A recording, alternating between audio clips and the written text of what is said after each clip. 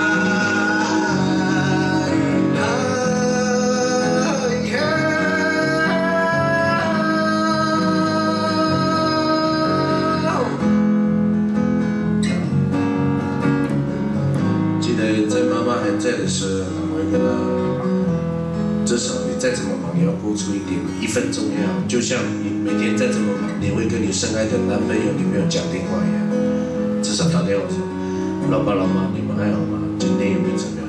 哪怕只是你爸妈一直在心里，你很烦，其实他们内心很高兴。哇，我的孩子没有忘记我。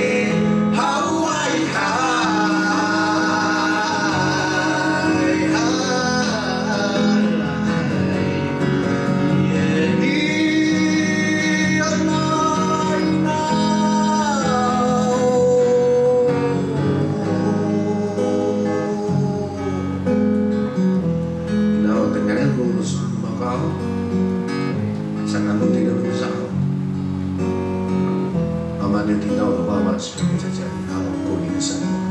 有空我会回去陪你聊聊天，做你爱做的菜，哪怕你讲过的笑话我听了300倍，我还是觉得好笑。